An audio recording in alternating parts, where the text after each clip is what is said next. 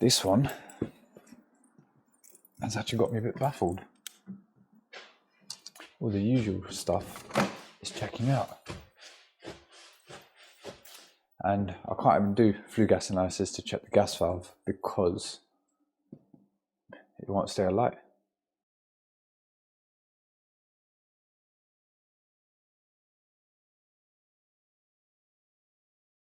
How are we doing, everyone? Welcome to today's video. Apologies if I sound a bit bunged up. I think I'm getting a cold. My nose is starting to get all stuffy.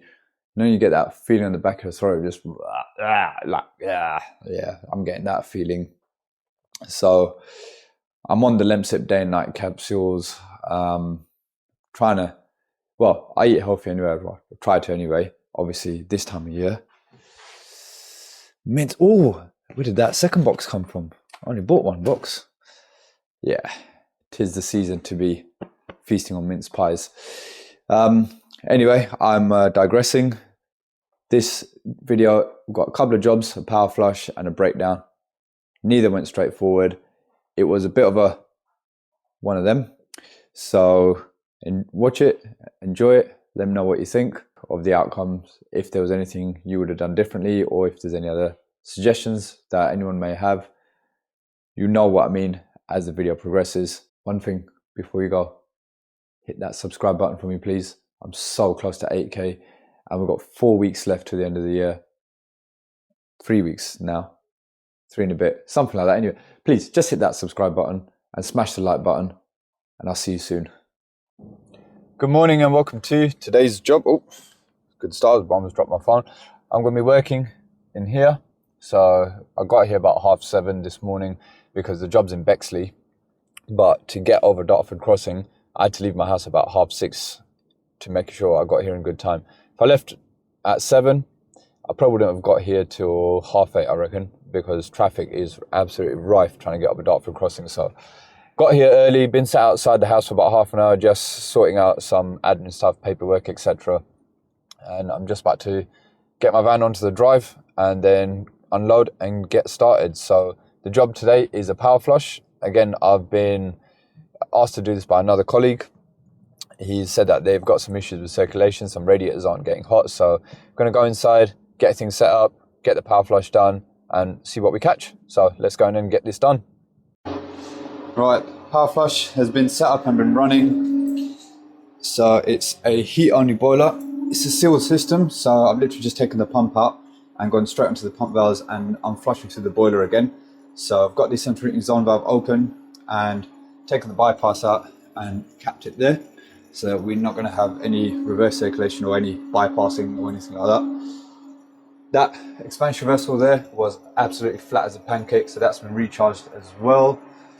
And I am now about to start isolating the radiators because I had a service which was literally around the corner from here. It's about literally 5-minute drive from here. So I set up the power flush machine, got it running, and whilst that was circulating, I went and done that service. Now that I'm back, that's been going for about an hour, and now I can start isolating radiators. Now the main reason I've been drafted into this power flush is there's about 2 or 3 radiators which aren't getting hot. I think there's about 12 or 13 radiators here. It's a chalet bungalow, so they've just converted the loft room. So the main thing I've got to do is try and get those problem radiators working. I'm not sure whether it's a blockage or if it's the valves potentially, but I've been asked to come and do a power flush, so that's what I'm going to be doing first. See if we can clear any of the muck that's in there and hopefully get those radiators working. Got the thermal imaging camera as well, so we'll be able to see if we're getting heat through it or not, or where the heat's stopping, and then we'll go from there. But hopefully we can get them sorted today. Let's crack on. Right, that is one of the problem radiators which isn't getting hot at all. So what I've done at the moment, I've turned off every other radiator, and now, oh, getting a bit of heat through there now. That's good. So hopefully what that means is it's just a case of balancing it. It wasn't balanced properly, because I had a feeling that if it wasn't coming on with everything else, then it may have been piped onto the hot water circuit, because I know some properties they are piped up like that, but turned everything else off, and now we've got about 28 degrees coming through there, which is pretty much what the power flush machine is running at the moment, because obviously it's cooled down. But yeah, look, that's now transferring over. So we'll let that get hot. I'm going to agitate this one rad and then see if it dislodges any more dirt. Okay, so here's something that's a little bit interesting. So most of these radiators, as soon as I turn them on, getting heat sort of pretty much all over pretty quickly. However, the ones downstairs in the extension bit, which is on this part of the house, so that's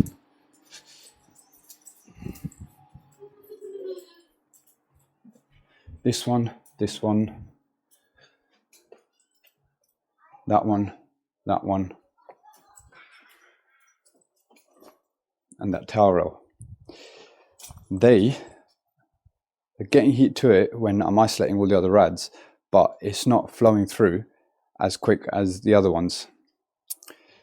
Initially, when it was on the first one, I thought, okay, it might be one of the valves, might be one of the lock shields that might be a bit choked up. But now I'm thinking it's something else, because it's happening to all the radiators just on this part here. So now I'm thinking, is it something to do with the pipe work? Because obviously I'm power flushing, so it should be clearing up any of the muck that's inside it. But is there another underlying issue with the pipe work somewhere?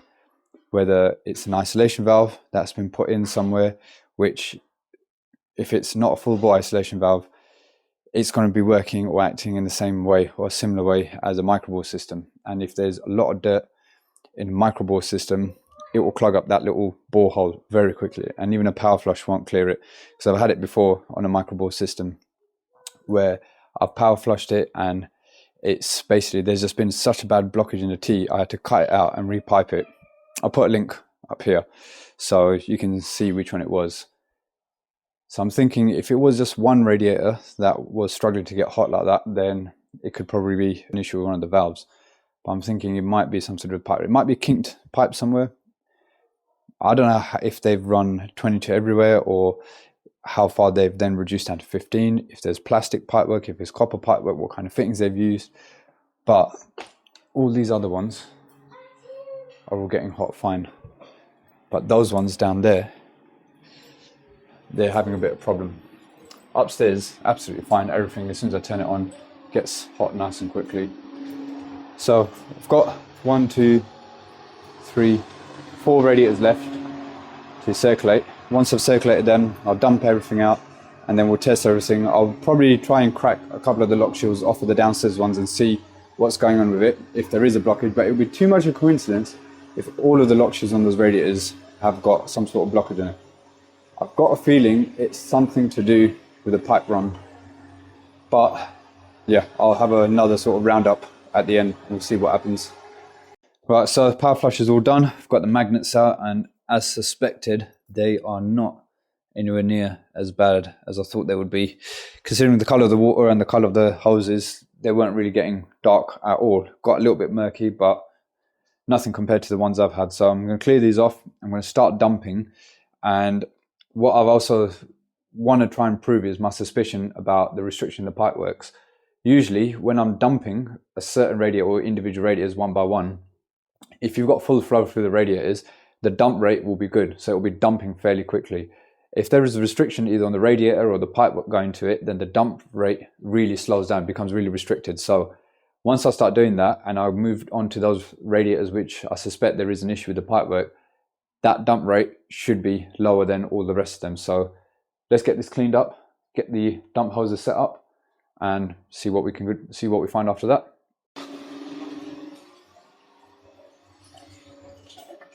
Right, so just as a reference point, this is the dump rate of one of the radiators which is clear. So this is, well, when I say clear as in without restriction, so this upstairs radiator here.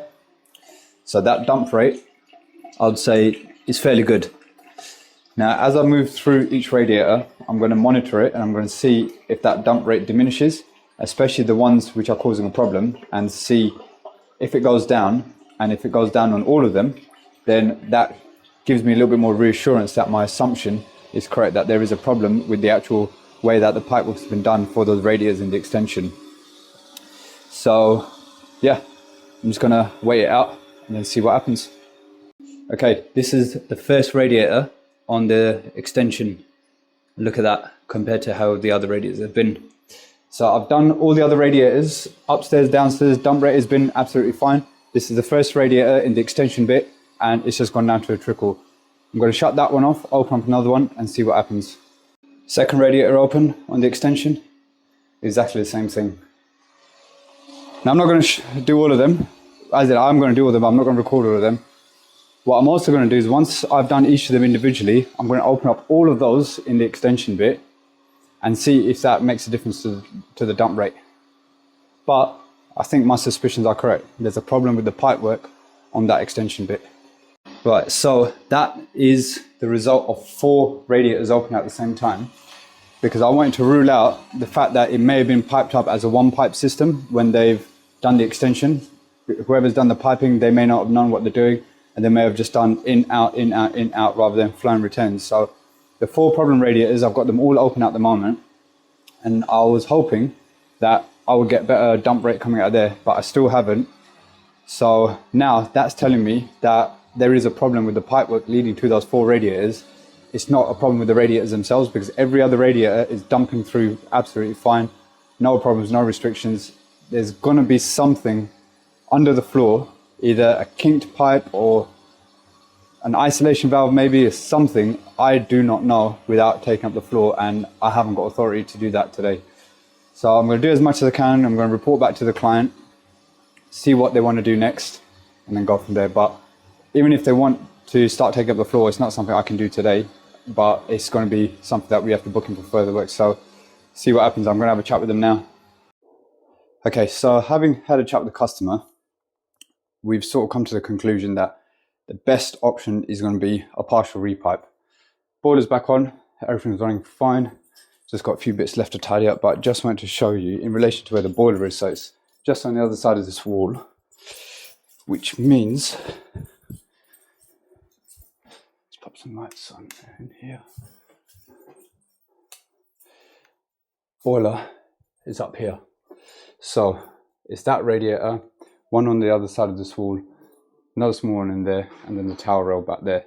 So my suggestion is bring some flow and return pipes down directly from below the boiler through this ceiling space here, and just do a surface repipe. So I have to come down here, around there, and then down to the corner somewhere, neat and tidy, to tie into that radiator, and then from there probably punch through that wall, come through there, and then down into that radiator, and also then from there come here to this radiator, and then somehow from there probably go through and then maybe around the ceiling to this towel rail, because yeah, heating's on at the moment. Everything else is getting hot except these radiators. So that seems to be the only viable solution.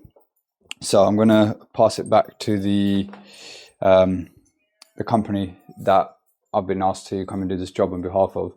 I've spoken to them already. I just got to send them a report and send them a little video clip of what the potential options are, and then they'll basically take it from there. So that's as far as I've got to today on this one.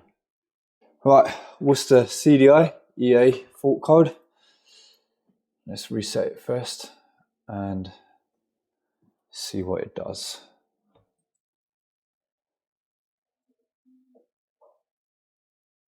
Right, let's give it a demand. Oh, pump's running. Let's turn the heating on. All right, let's see what it does. Okay, so it's not actually lighting, it's struggling to light. So I can hear it light, but it's not rectifying.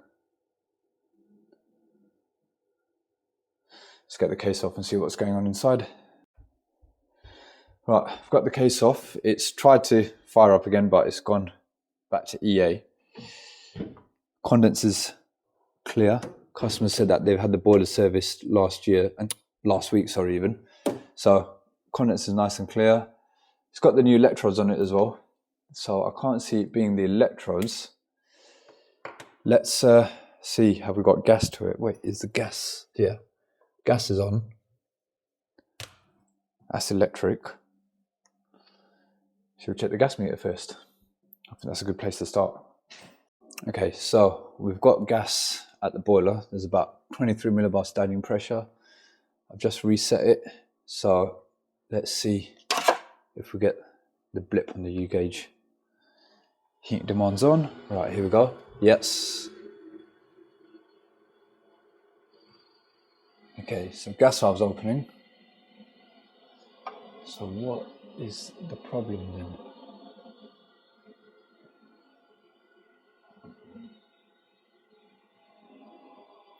I've got gas to it.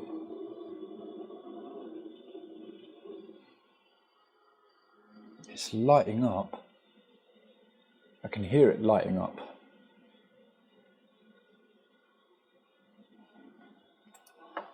The gas valve's opening as well.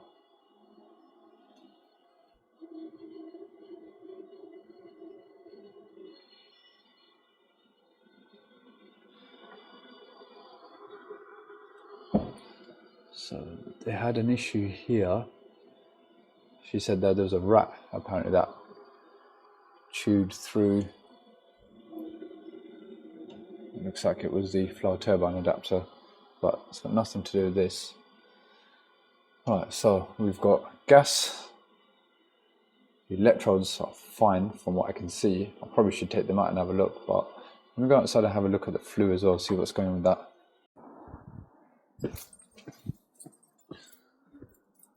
Right, flue looks okay. Condense is all nice and clear.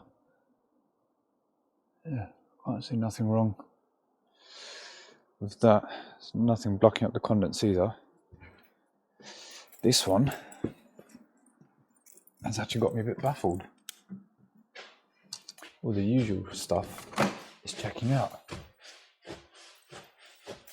And I can't even do flue gas analysis to check the gas valve because it won't stay alight. We'll take the electrodes out and have a look at them. I've got the electrodes out. Now they don't look too bad, but that rectification probe does look a little bit worn down to me. Let me get one out of the van, a new one, and compare it and see how it looks. It's not that much out, but worth a try. So new electrodes are in. I'll clean up the fluff from the old gasket afterwards. Right, let's reset that. Still got heat and demand. Let's see. Do we get a flame this time?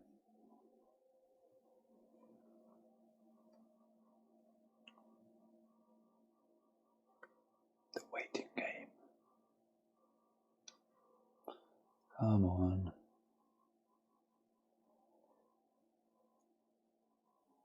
There we go.